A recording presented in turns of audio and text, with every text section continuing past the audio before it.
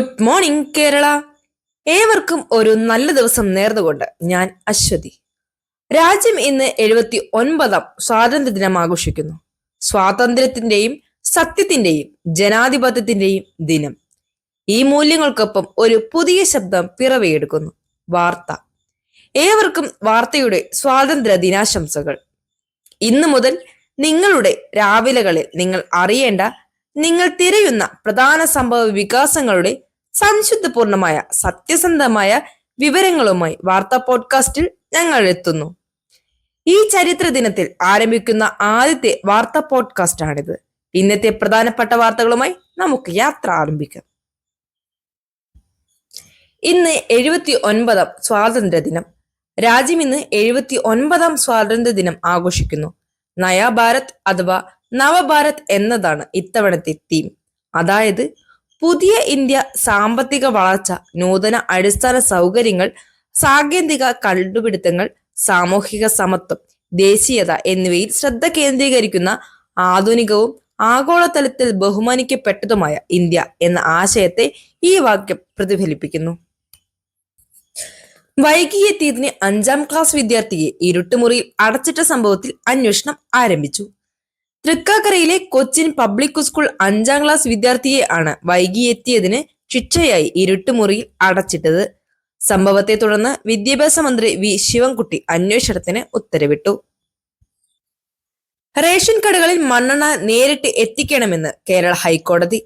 മൊത്ത വ്യാപാരികളുടെ എണ്ണം 240 നിന്ന് 30 കുറഞ്ഞതിനെ തുടർന്ന് സംസ്ഥാനമൊട്ടാകെയുള്ള മണ്ണെണ്ണ ക്ഷാമം നിലനിൽക്കവേ പരിഹാരത്തിനായി 3 മാസത്തിനുള്ളിൽ റേഷൻ കടകളിൽ നേരിട്ട് മണ്ണെണ്ണ എത്തിക്കുന്നുണ്ടെന്ന് ഉറപ്പാക്കാൻ ഹൈക്കോടതി സർക്കാരിനോട് നിർദ്ദേശിച്ചു.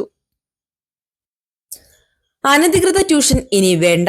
എയ്ഡഡ് സ്കൂൾ, കോളേജ് അധ്യാപകരുടെ ശമ്പളം വാങ്ങിയുള്ള ട്യൂഷനെതിരെ സർക്കാർ കർശന നടപടിക്ക്. സർക്കാർ എയ്ഡഡ് സ്കൂൾ, കോളേജ് അധ്യാപകർ ശമ്പളമുള്ള സ്വകാര്യ ട്യൂഷനുകൾ നടത്തുന്നത് നിരോധിച്ചുകൊണ്ട് പൊതുവിദ്യാഭ്യാസ ഡയറക്ടറേറ്റ് പുതിയ സർക്കുലർ പുറപ്പെടുവിച്ചു.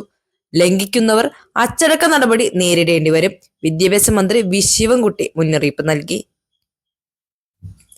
ഡോക്യുമെന്ററികളും ആൻഡ് ഷോർട്ട് ഫിലിമുകളും ഇഷ്ടമുള്ളവർ തിരുവനന്തപുരത്തേക്ക് പോരൂ. തിരുവനന്തപുരത്ത് IDSFFKയിലേക്കുള്ള ഡെലിഗേറ്റ് രജിസ്ട്രേഷൻ ആരംഭിച്ചു. ഓഗസ്റ്റ് 22, 27 തീയതികളിൽ നടക്കുന്ന Kerala international documentary and short film festival ഇപ്പോൾ ഡെലിഗേറ്റ് രജിസ്ട്രേഷനുകൾ സ്വീകരിക്കുന്നു. 300-ലധികം സിനിമകൾ പ്രദർശിപ്പിക്കും. പൊതുവായ രജിസ്ട്രേഷൻ ഫീസ് 590 രൂപയാണ്. വിദ്യാർത്ഥികൾക്ക് 354 രൂപയും. ഇന്നു മുതൽ ഓൺലൈനായോ കൈരളി, ശ്രീനീള തിയേറ്ററുകളിലോ ടിക്കറ്റുകൾ ലഭ്യമാണ്. കേരള യൂണിവേഴ്സിറ്റിയിലെ സംഘർഷങ്ങൾ അവസാനിക്കുന്നില്ല. പ്രതിഷേധങ്ങൾക്കിടയിൽ കേരള സർവകലാശാല അക്കാദമിക് കൗൺസിൽ യോഗം മാറ്റിവെച്ചു. ഇടക്കാല വൈസ് ചാൻസലർ മോഹനൻ കുന്നുമ്മലിനെ പിന്തുണയ്ക്കുന്നവരും വിമർശിക്കുന്നവരും തമ്മിലുള്ള സംഘർഷം ഒഴിവാക്കാൻ കേരള സർവകലാശാലയിൽ നടത്താൻ നിശ്ചയിച്ചിരുന്ന അക്കാദമിക് കൗൺസിൽ യോഗം താൽക്കാലികമായി റദ്ദാക്കി. ഓഗസ്റ്റ് 14 വിഭജന ഭീകരത അനുസ്മരണ ദിനം ആയി പ്രഖ്യാപിച്ച കുന്നുമ്മലിന്റെ നിർദ്ദേശത്തിൽ SFI അംഗങ്ങൾ പ്രതിഷേധിച്ചു. എന്താണ് വിഭജന ഭീകരത അനുസ്മരണ ദിനം എന്നല്ലേ?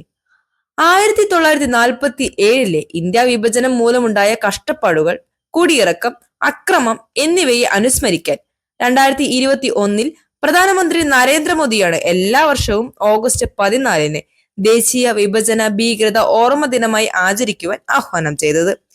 വിഭജനത്തിനിടെ ജീവൻ നഷ്ടപ്പെട്ട, വീടും കുടുംബങ്ങളും നഷ്ടപ്പെട്ട ദശലക്ഷക്കണക്കിന് ആളുകൾക്ക് ആദരാഞ്ജലി അർപ്പിക്കുക, മതപരവും വർഗീയവുമായ അക്രമങ്ങൾ കാരണം കുടിയേറാൻ നിർബന്ധിതരായവർ നേരിടുന്ന ആഘാതം മനസ്സിലാക്കുക, ഇത്തരം ദുരന്തങ്ങൾ ഒഴിവാക്കാൻ ഐക്യത്തിന്റെയും സമാധാനത്തിന്റെയും പ്രാധാന്യത്തെക്കുറിച്ച് ഭാവി തലമുറയെ ബോധവൽക്കരിക്കുക എന്നതാണ് ഈ ദിനാചരണം കൊണ്ടുദ്ദേശിക്കുന്നത്.